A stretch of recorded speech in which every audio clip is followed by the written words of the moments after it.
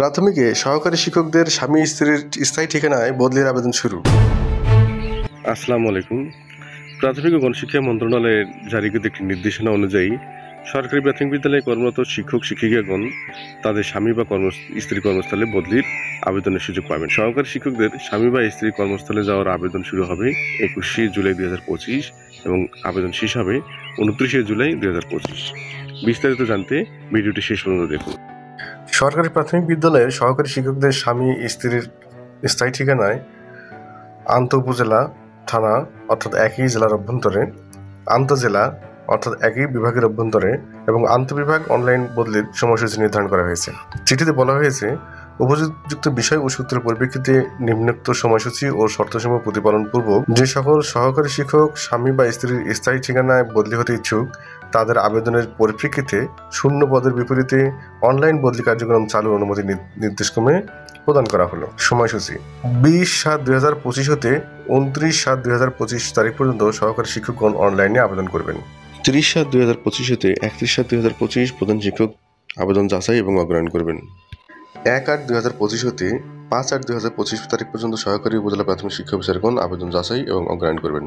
6/8/2025 হতে 10/8/2025 তারিখ পর্যন্ত উপজেলা প্রাথমিক শিক্ষা অফিসার কর্তৃক যাচাই ও অগ্রাহ্য সম্পন্ন করেন। 11/8/2025 থেকে 15/8/2025 তারিখ পর্যন্ত জেলা প্রাথমিক শিক্ষা অফিসার কর্তৃক সহকারী শিক্ষকের আবেদন যাচাই ও অগ্রাহ্য সম্পন্ন করেন। 16/8/2025 হতে 20/8/2025 তারিখ পর্যন্ত বিভাগীয় উপপরিচালক কর্তৃক সহকারী শিক্ষকের আবেদন যাচাই ও অগ্রাহ্য সম্পন্ন করেন।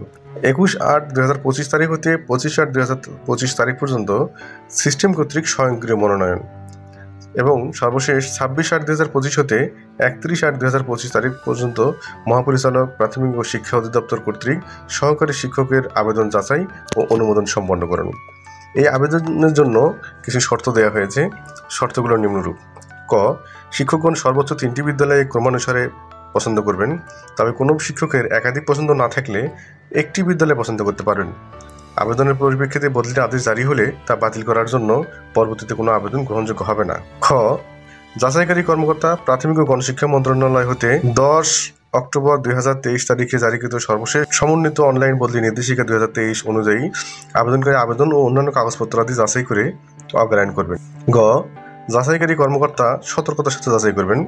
যাচাইপূর্বক প্রেরণ করার পর পরবর্তীতে তা পুনঃবিবেচনার আবেদন গ্রহণযোগ্য হবে না। ঘ, সিটি কর্পোরেশনের অন্তর্ভুক্ত বিদ্যালয়সমূহ বর্ণিত বদলি কার্যক্রমের আওতা বহির্ভূত থাকবে। এখানে স্বাক্ষর করেছেন ডক্টর ফাহিম ইকবাল জাগিরদার, উপসচিব মহোদয়। যারা আবেদন করতে চান তারা দ্রুত আবেদন করে ফেলুন এবং আবেদনের জন্য কোনো সহযোগিতা প্রয়োজন হলে কমেন্টে জানান।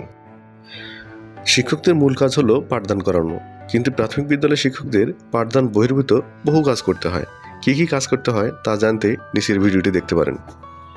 যদি ভিডিওটি ভালো লাগে তাহলে ভিডিওটিতে একটি লাইক দিয়ে অন্যদের জানার সুবিধার্থে শেয়ার করে দিতে পারেন। আর চ্যানেলটি সাবস্ক্রাইব করলে কৃতজ্ঞ থাকব। ধন্যবাদ।